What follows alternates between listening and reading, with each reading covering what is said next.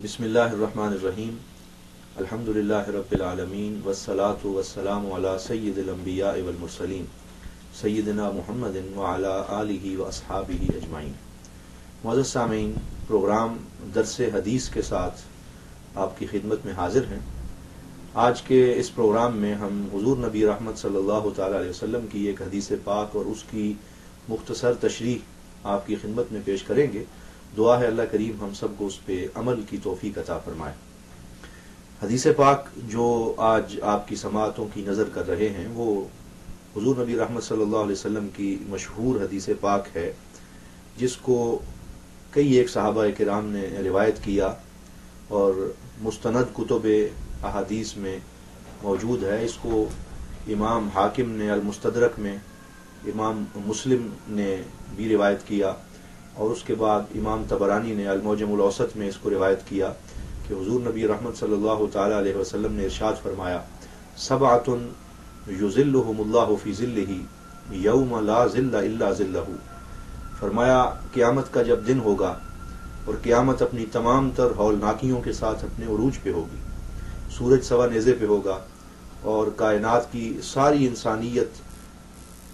لائنوں کے اندر لگے ہوں گے، ساری امتیں کھڑی ہوں گی اپنے نامہ اعمال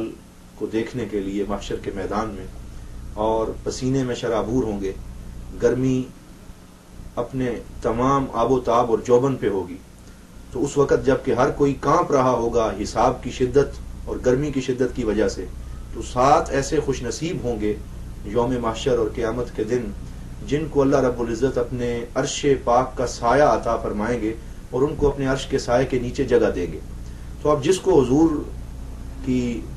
اس حدیث پاک کے مطابق اللہ تعالیٰ اپنے عرش کے سائے کے نیچے جگہ عطا فرمائیں گے، تو اس کے لیے کیا گرمی، اس کے لیے کیا ہولناکی اور کیا شدت۔ وہ تو جنت کا سب سے اونچا مقام ہوگا جہاں وہ پہنچ جائے گا، کرم نوازیوں کی انتہا ہوگی، الطاف و عنایات کی انتہا ہوگی، رب کی رحمتوں کی بارش ہوگی۔ تو آئیے اس حدیث پاک میں دیکھتے ہیں اور حضور نبی رحمت صلی اللہ علیہ وسلم کے اس مدرسہ حدیث سے سنتے ہیں کہ یا رسول اللہ وہ کون سے 7 خوش نصیب ہیں جنہیں قیامت کے دن اللہ کے عرش پاک کا سایہ نصیب ہوگا۔ تو حضور فرماتے ہیں امام عادل، ان 7 خوش نصیب جو کیٹیگریز ہیں ان میں سے پہلی کیٹیگری وہ امام عادل، وہ انصاف کرنے والا امام، عدل و انصاف سے متصف حکمران ہے۔ وہ حکمران جو ظلم نہیں کرتا، جو اپنی رعایا کے ساتھ عدل و انصاف کا معاملہ کرتا ہے، جو اپنی سوسائٹی کو سوشل جسٹس فراہم کرتا ہے، جو کسی کا حق نہیں مارتا، جو تمام رعایا کے ساتھ ایک جیسا سلوک کرتا ہے۔ تو ایسا پاک اور عادل حکمران جو ہوگا وہ قیامت کے دن ان خوش نصیبوں میں سب سے پہلے نمبر پہ ہوگا جن کو اللہ کے عرش کا سایہ نصیب ہوگا۔ اب یہاں اس امام سے دونوں امامتیں مراد ہیں، امامت کبریٰ بھی اور امامت صغریٰ بھی۔ امامت کبریٰ سے مراد حکمرانی ہے، تخت ہے، جس کو اللہ رب العزت تخت حکومت عطا کرے۔ اس شخص کو یہ چاہیے کہ وہ عدل و انصاف کے ساتھ متصف ہو، کیونکہ حضور نے فرمایا الظلم ظلمات یوم القیامہ، کہ ظلم جو ہے یہ قیامت کی ظلمتوں میں سے ایک چیز ہے۔ جس شخص نے ظلم کیا، جس شخص نے کسی کا حق مارا، جس شخص نے عدل و انصاف کو ختم کرنے کی کوشش کی، تو وہ دنیا اور آخرت میں ذلیل و رسوا ہوگا۔ تو سامعین، یہ ہے امامت کبریٰ یعنی حکمرانی، جس کو اللہ عطا فرمائے وہ عدل و انسان کی صفت سے متصف ہو تو اللہ رب العزت اس کو اپنے عرش کریم کے سائے میں جگہ عطا فرمائیں گے۔ اور اسی طرح یہاں امامت صغریٰ بھی مراد ہے، یعنی وہ شخص جو کسی کمیونٹی کا امام ہو، کسی مسجد کا امام ہو، کسی جماعت یا آرگنائزیشن کے اندر درجہ امامت پہ فائز ہو، یعنی لیڈرشپ کے درجے پہ ہو، تو اس شخص کو بھی یہ چاہیے کہ اپنے چھوٹے چھوٹے معاملات میں، کمیونٹی کے معاملات میں وہ عدل و انصاف کی صفت سے متصف ہو، اپنے کسی ورکر کے ساتھ ظلم نہ کرے، زیادتی نہ کرے۔ اس امامت کے تصور کو حضرت علامہ اقبال نے بھی بیان فرمایا۔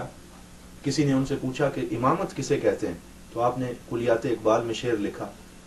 کتنا خوبصورت کنسپٹ دیا۔ فرماتے ہیں تو نے پوچھی ہے امامت کی حقیقت مجھ سے، حق تجھے میری طرح صاحب اسرار کرے، ہے وہی تیرے زمانے کا امام برحق، جو تجھے حاضر و موجود سے بیزار کرے، موت کے آئینے میں دکھلا کر رخ دوست، زندگی تیرے لیے اور بھی دشوار کرے۔ حضرت علامہ فرماتے ہیں کہ تو نے مجھ سے امامت کے متعلق پوچھا کہ امام کون ہوتا ہے، تو آ میں تجھے بتاتا ہوں، اللہ تجھے بھی میری طرح صاحب اسرار بنا دے، رازوں کو جاننے والا بنا دے۔ سن، امام وہ ہوتا ہے جو تجھے حاضر و موجود سے بیزار کرے، یعنی یہ دنیا جو تیرے سامنے ہے، دنیا کی دولت، دنیا کی ظاہری یہ عزت اور دنیا کی ہوس، اس سے تیری نگاہیں ہٹا کے آخرت پہ تیری نگاہیں لگا دے، تیرا جو اصل گول اور اصل منزل ہے اس کی طرف تجھے متوجہ کر دے کہ تو اللہ رب العزت کی بارگاہ میں حاضری دینے والا ہے، وہ دن آنے والا ہے جب تیرے اعمال کا حساب ہوگا، اس کی طرف توجہ دے۔ جو امام یہ کام کرے وہ امام برحق ہے۔ اور فرمایا موت کے آئینے میں دکھلا کر تجھے رخ دوست، زندگی تیرے لیے اور بھی دشوار کرے۔ امام برحق وہ ہے جو اپنے ماننے والے اور اپنے فالورز کو بتائے کہ یہ موت جس سے تم ڈرتے ہو یہ ڈرنے والی چیز نہیں، بلکہ موت کے آئینے میں رخ دوست دکھائے، کہے کہ جب تم مرو گے تمہاری آنکھیں بند ہوگی، تمہارے روح اور جسم کا ناتا ٹوٹے گا، تو قبر میں دیدار مصطفیٰ نصیب ہوگا، رخ دوست نظر آئے گا، اور زندگی تیرے لیے اور بھی دشوار کرے۔ تو جب تجھے رخ دوست کی طلب اور چاہ میں وہ امام ڈال دے تو یہ زندہ رہنا دنیا میں تیرے لیے اور بھی دشوار ہو جائے۔ تو چاہے کہ جلد از جلد پروانہ اجل کا آئے اور میں لبیک کہتا ہوا قبر میں پہنچوں، حضور کا دیدار ہو، حشر میں پہنچوں، خدا کے دیدار سے اپنی آنکھیں ٹھنڈی کروں، تو وہ امام برحق ہے۔ تو حضور نے فرمایا امام عادل، وہ امام جو متصف ہو عدل و انصاف کی صفت سے، اللہ رب العزت اسے عرش کریم کا سایہ عطا فرمائیں گے۔ یہ ان 7 کیٹیگریز میں پہلا درجہ۔ اب آئیے دوسرے درجے کی طرف منتقل ہوتے ہیں۔ یا رسول اللہ، وہ دوسرا خوش نصیب کون ہے جسے قیامت کی ہولناکیوں میں اللہ رب العزت اس کرم نوازی سے سرفراز کریں گے؟ تو فرمایا شاب نشأ فی عبادت اللہ، وہ نوجوان جس نے پرورش پائی اور پروان چڑھا اللہ کی عبادت میں، وہ نوجوان جو خاص طور پہ آج کی اس معاشرے اور آج کے اس دور کے سیکوینس کے اندر اگر اس حدیث کے اس جز کو سمجھنے کی آپ کوشش کریں تو گویا کہ حضور فرما رہے ہیں کہ وہ نوجوان جو اس ٹیکنالوجی کے دور میں، اس میڈیا کی فحاشی اور یانی کے دور میں، اس انٹرنیٹ کی یلغار کے دور میں، وہ نوجوان جو جگہ جگہ پہ شاہراہوں اور سڑکوں پر بازاروں میں دعوت نظارہ دیتی ہوئی حسیناؤں کے اس دور کے اندر بھی اللہ کی عبادت میں پروان چڑھا، اس نے آنکھیں کھولی تو اللہ کی عبادت میں، وہ بچہ تھا تو انگلی پکڑ کے مسجد اپنے باپ کے ساتھ جاتا رہا، وہ جب جوان ہوا تو اس کی راتیں اللہ کے ذکر سے، اس کی دن قرآن کی تلاوت سے اور نماز سے اور سجدہ نیاز ادا کرنے سے جبین اس کی روشن رہی۔ تو حضور نے فرمایا وہ نوجوان جو پروان چڑھا اللہ کی عبادت میں، قیامت کے دن وہ بھی عرش کریم کے سائے میں جگہ پائے گا۔ تو نوجوانوں سے مخاطب ہو کے میں عرض کر رہا ہوں، اے نوجوانوں آؤ، حضور نبی رحمت صلی اللہ علیہ وسلم کی حدیث میں یہ جو خوشخبری دی جا رہی ہے تم بھی اس کے حقدار بن سکتے ہو، اب بھی وقت ہے۔ آؤ بدکاریاں، گناہ اور ہر قسم کی بد اخلاقیوں کو چھوڑ کے سیرت مصطفیٰ کی طرف، قرآن کی طرف، نمازوں کی طرف، دین متین کی روشنیوں کی طرف آ جاؤ اور عبادت الہی میں پروان چڑھنے کی کوشش کرو تاکہ تم بھی اس خوشخبری کے مصداق ٹھہرو۔ آئیے تیسرے خوش نصیب کی طرف منتقل ہوتے ہیں جسے حضور نبی رحمت صلی اللہ علیہ وسلم نے عرش الہی کا سایہ عطا ہونے کی خوشخبری سنائی۔ فرمایا رجل قلبہ معلق بالمساجد، وہ بندہ بھی قیامت کے دن اللہ رب العزت کے عرش کریم کے سائے میں ہوگا جس کا دل مسجد کے ساتھ اٹیچ رہتا ہے، جو فجر پڑھ کے گھر آتا ہے تو ظہر کا انتظار اسے لگا رہتا ہے، جو ظہر پڑھ کے پھر عصر کے انتظار میں رہتا ہے۔ قلبہ معلق بالمساجد، معلق کا عربی زبان میں ترجمہ ہے لٹکا ہوا، یعنی اس کا دل مسجد کے ماحول سے لٹکا ہوا اور اٹیچ رہتا ہے ہر وقت، اس کو مسجد میں سکون ملتا ہے۔ تو ایسا خوش نصیب جسے مسجد میں سکون ملے، مسجد سے بھاگنے کا دل اس کا نہ کرے، مسجد کو دیکھ کے اس کی طبیعت خراب نہ ہو بلکہ خوش ہو، تو ایسا خوش نصیب بھی اللہ کے عرش کریم کے سائے میں ہوگا۔ اسی جز کی روشنی میں ایک اور حدیث سنیں، حضور نے فرمایا المؤمن فی المسجد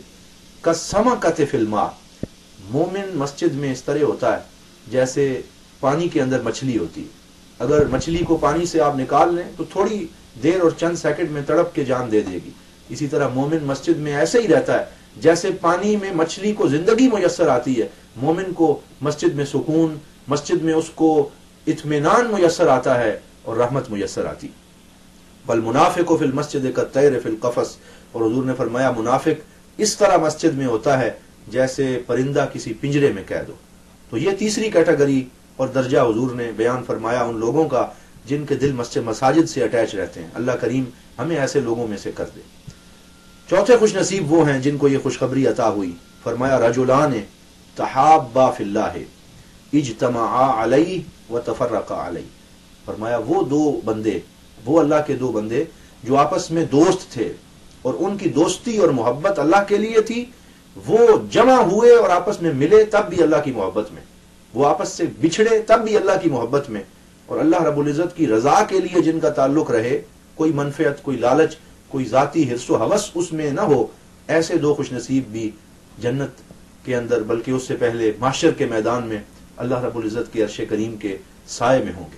تو آئیے آپ بھی اس حدیث پاک کی روشنی میں جس کسی سے تعلق محبت آپ نے وابستہ کر رکھا ہے اس میں سے ذاتی ہوس، ذاتی حرص، ذاتی لالچ اور نفع نقصان کی سوچ نکال کے صرف اللہ کی رضا کے لیے اس تعلق کو کر لیں تو آپ بھی اس خوش نصیب میں سے ہو سکتے ہیں. یمن کا ایک صحابی حضور نبی رحمت صلی اللہ علیہ وسلم کی بارگاہ میں حاضر ہوتا ہے اور عرض کرتا ہے، ایک صحابی گزر رہا تھا پاس سے، عرض کرتا ہے یا رسول اللہ یہ جو آپ کا غلام گزر رہا ہے نا، میں اس سے پیار کرتا ہوں. حضور نے فرمایا کیا تو نے اسے بتایا ہے کہ تو اس سے پیار کرتا ہے؟ عرض کرنے لگا حضور بتا تو نہیں سکا. آپ نے فرمایا چل اٹھ اور دوڑ کے جا اور اسے جا کے بتا کہ اے اللہ کے بندے، اے میرے نبی کے غلام، میں تجھ سے پیار کرتا ہوں. تو یہ دیکھیں حضور نے محبتیں پھیلانے کا درس دیا کہ جب آپ کو کسی سے محبت ہے، کوئی آپ کو اچھا لگتا ہے اللہ کا بندہ، آپ جائیں اس کو بتائیں کہ میں تجھ سے پیار کرتا ہوں، تاکہ محبت کا وہ تعلق اس تک بھی پہنچے اور پورے معاشرے میں آہستہ آہستہ محبت کی ایک ایسی فضا بن جائے کہ سارے لوگ ایک دوسرے سے اللہ کے لیے پیار کریں. تو اسلام ایسا ہی معاشرہ چاہتا ہے. پانچواں خوش نصیب وہ ہے جسے یہ خوشخبری نصیب ہوئی. حضور نے فرمایا رجل ذکر اللہ خالیا ففاضت عیناہ. وہ بندہ، اللہ کا وہ بندہ جس نے کبھی تنہائی اور خلوت کے اندر اکیلے بیٹھ کے اللہ کو یاد کیا. ذکر اللہ خالیا، خالین سے یہاں مراد کیا ہے؟ اس سے محدثین کی مختلف آراء ہے. وہ کہتے ہیں کہ بعض تو یہ کہتے ہیں کہ خالین سے مراد یہ ہے کہ کسی بند کمرے میں، کسی تنہائی میں، کسی تنہا جگہ پہ بیٹھ کے اس نے اللہ کا ذکر کیا، ففاضت عیناہ، تو اس کی آنکھوں سے آنسوؤں کی لڑیاں جاری ہو گئیں اللہ کی محبت اور اللہ کی یاد میں. وہ بھی اللہ کے عرش کے سائے میں ہوگا. لیکن امام ابن حجر عسقلانی نے فتح الباری جو بخاری شریف کی شرح ہے اس کے اندر اس حدیث کی شرح میں لکھا ہے کہ یہاں خالین سے یہ مراد نہیں. یہ ضروری نہیں کہ وہ بندہ کسی تنہائی یا خلوت یا کسی اکیلی تنہا جگہ یا صحرا میں جا کے اللہ کو یاد کر کے آنسو بہائے تو وہ اس خوشخبری کا مصداق ٹھہرے گا. نہیں، بلکہ آپ نے فرمایا خالین خلو القلب، کہ وہ چاہے مجلس میں بیٹھا ہو، چاہے ہجوم میں ہو، چاہے بازار میں ہو، چاہے کسی بھیڑ میں ہو، لیکن اس کا دل اللہ کے علاوہ ہر کسی کی یاد سے خالی ہو، پھر وہ اللہ کو یاد کرے کہ اس کے دل میں صرف مولا کی محبت ہو. تو ایسا بندہ، اور پھر اس کی آنکھوں سے آنسو برسیں، تو ایسا بندہ جو ہے وہ عرش کریم کے سائے میں ہوگا. تو آپ چاہے کسی خلوت میں ہیں، چاہے کسی جلوت میں ہیں، چاہے تنہائی میں ہیں، چاہے لوگوں کی محفل میں بیٹھے ہوئے ہیں، لیکن آپ جب بھی اللہ کو یاد کرتے ہیں یا اللہ کا ذکر سنتے ہیں تو دل میں اللہ کی محبت کو بسا کے جب آنسو بہاتے ہیں تو آپ کا شمار بھی ایسے خوش نصیبوں میں ہوتا ہے. وہ کسی شاعر نے کیا خوب کہا کہ موتی سمجھ کے شان کریمی نے چن لیے قطرے جو تھے میرے ارکے انفعال کے، کہ جو میرے آنسو تھے میرے رب نے وہ موتی سمجھ کے جمع کر لیے اپنے پاس. اور یہ ایک حدیث کا ترجمہ ہے. حضور نبی رحمت صلی اللہ علیہ وسلم نے ارشاد فرمایا جب قیامت کا دن ہوگا اور جنتی جنت میں چلے جائیں گے، دوزخی دوزخ میں چلے جائیں گے، تو اچانک ایسا ہوگا کہ دوزخ کی آگ اور جہنم کی آگ جنت کی طرف بڑھنا شروع ہو جائے گی، اور وہ آگ کے بڑے بڑے الاؤ دہکتے ہوئے جنت کی طرف بڑھتے چلے آ رہے ہوں گے. جنتی ڈر جائیں گے کہ آگ ہمیں ہڑپ کرنے اور کھانے آ رہی ہے. وہ ابھی اسی ڈر اور اسی خطرے میں ہوں گے کہ حضور نبی رحمت صلی اللہ علیہ وسلم کے پاس حضرت جبرائیل ایک پیالہ لے کے حاضر ہوں گے، اور حضور نبی رحمت صلی اللہ علیہ وسلم اس میں سے ایک چلو بھر کے اس آگ کی طرف پھینکیں گے تو حضور نے فرمایا وہ آگ واپس رول ہوتی ہوئی جہنم میں چلی جائے گی، بجھ کر دور ہو جائے گی. تو پھر حضور پوچھیں گے اے جبرائیل یہ کیسا پانی تھا جس نے جہنم کی آگ کو واپس موڑ دیا اور اتنے بڑے الاؤ کو بجھا کر واپس کر دیا؟ حضرت جبرائیل عرض کریں گے یا رسول اللہ یہ آپ کی امت کے گناہگار لوگوں کے آنسوؤں کا پانی ہے جس کو اللہ رب العزت نے آج کے اس وقت کے لیے جمع کر رکھا تھا کہ اس نے جہنم کی آگ کو واپس موڑ دیا. تو روئیے اللہ کی یاد میں، چاہے آپ تنہائی میں ہیں، جہاں بھی آپ کو اللہ کی یاد نصیب ہو جائے، وہ بھیڑ ہو تنہائی ہو، چند آنسو رب کی یاد میں بہا لیں ہم اپنے پیاروں کی یاد میں بھی روتے ہیں، اپنے دوستوں کی جدائی میں بھی روتے ہیں، کبھی اللہ کی یاد میں رو کے دیکھیں، پھر دیکھیں کیسا لطف نصیب ہوتا ہے، کیسی راحت نصیب ہوتی ہے، دل کو کیسی کیفیت نصیب ہوتی ہے، اور آپ ان خوش نصیبوں میں بھی شامل ہو جائیں گے جو اللہ رب العزت کے عرش کا سایہ پانے والوں میں سے ہیں۔ چھٹی کیٹیگری جو سرکار نے ان 7 میں سے بیان کی جن کو عرش کا سایہ نصیب ہوگا، فرمایا رجل دعتہ امرأۃ ذات منصب و جمال، ایک ایسا بندہ جو دنیا میں کسی بھی شہر کسی بھی ملک میں رہتا ہو اور کوئی بڑی حسین و جمیل عورت جو بڑے اعلیٰ سٹیٹس اور درجے پہ بھی فائز ہو، کوئی عام عورت نہ ہو، درجہ بھی اچھا ہو، سٹیٹس بھی اس کا معاشرے میں اچھا ہو اور حسین و جمیل بھی ہو، وہ اس کو دعوت گناہ دے، لیکن وہ بندہ اس کے لالچ اور اس کے دعوت گناہ میں نہ آئے بلکہ اسے دھتکار کر کہے انی اخاف اللہ، میں اللہ سے ڈرتا ہوں، میں یہ گناہ نہیں کر سکتا کیونکہ میرے دل میں میرے رب کا خوف موجود ہے، اس نے منع کیا ہے۔ حضور نے فرمایا جو بندہ یہ کہے کہ انی اخاف اللہ اور اس گناہ کو اللہ کے ڈر سے چھوڑ کے واپس چلا جائے، وہ خوش نصیب بھی ان لوگوں میں شامل ہو جائے گا جن کو اللہ کے عرش عظیم کا سایہ میسر آئے گا۔ تو آپ چاہے امریکہ میں ہیں، چاہے پاکستان میں ہیں، چاہے کسی بھی ملک میں، کسی بھی بازار میں، کہیں بھی ہیں، آپ باہر نکلتے ہیں، کہیں آپ کو کوئی حسن دعوت نظارہ دے کے اپنی طرف بلانے کی کوشش کرتا ہے، مائل کرنے کی کوشش کرتا ہے، اور آپ کی زبان اور دل میں فوراً یہ جملہ جاری ہو جاتا ہے حضور کی حدیث کے مطابق انی اخاف اللہ، بھائی میں اللہ سے ڈرتا ہوں، اور اپنی نگاہیں جھکا لیتے ہیں، آپ کے دل کو بھی ایمان کی کیفیت نصیب ہوگی اور آپ ان خوش نصیبوں میں بھی شامل ہو جائیں گے۔ قیامت کے اس دن جب بھائی بھائی کا نہیں ہوگا، بیٹا باپ کا نہیں ہوگا، باپ بیٹے کا نہیں ہوگا، ہر کسی کو اپنے اعمال اور کی فکر ہوگی، حتیٰ کہ انبیاء بھی نفسی نفسی پکار رہے ہوں گے، اس دن میں یہ خوش نصیب جس نے اللہ کے ڈر سے گناہ کو چھوڑ دیا، اس کو عرش عظیم کا سایہ میسر آئے۔ اور آخری اس کیٹیگری کا وہ فرد ہے جس کو حضور نے یہ خوشخبری عطا فرمائی، میں بھی ان میں سے ہو سکتا ہوں، آپ بھی ان میں سے ہو سکتے ہیں، بس کوشش کرنے کی بات ہے۔ حضور نے فرمایا رجل تصدق بصدقہ، وہ بندہ جس نے اللہ کی راہ میں کچھ صدقہ کیا، لیکن صدقہ کیسے کیا؟ اعلان نہیں کیا، اس کا اشتہار نہیں دیا، سارے زمانے میں صدقہ کر کے اس نے تشہیر نہیں کی، بلکہ کیا کیا؟ فاخفاہا، اس کو پوشیدہ رکھا، چھپا کے صدقہ کیا۔ اور کیسا چھپایا؟ دیکھیے حدیث کے لفظ ہیں حتی لا تعلم شمالہ ما تنفق یمینہ، ایسے چھپا کے صدقہ کیا اس نے کہ اس کے بائیں ہاتھ کو بھی پتہ نہ چلا کہ اس کے دایاں ہاتھ اللہ کے راستے میں کیا دے رہا ہے۔ جس شخص نے ایسے صدقہ کیا، حدیث کے مطابق حضور نے فرمایا ایسے چھپا کے اللہ کی رضا کے لیے صدقہ کرنے والا بھی قیامت کے دن اللہ کے عرش کے سائے میں ہوگا۔ تو اللہ کی راہ میں خرچ کیجئے، دیجئے اس کی راہ میں اس کو راضی کرنے کے لیے، کسی ریا کے لیے نہیں، شہرت کے لیے نہیں، اپنے نام اور سٹیٹس کو اونچا کرنے کے لیے نہیں، بلکہ جب بھی اللہ کی رضا میں کسی ادارے کو دیں، کسی مسجد کو دیں، کسی آرگنائزیشن کو دیں، کسی فقیر کو دیں، کسی کو بھی دیں، تو ایسے دیں کہ صرف دینے والا جانتا ہو یا آپ جانتے ہوں اور کسی کو پتہ نہ چلے، اور اللہ کی رضا کے لیے خرچ کر کے دیکھیں اور آپ بھی ان خوش نصیبوں میں شامل ہو جائیں گے۔ دعا ہے اللہ رب العزت عمل کی توفیق عطا فرمائے۔ والسلام علیکم ورحمۃ اللہ وبرکاتہ۔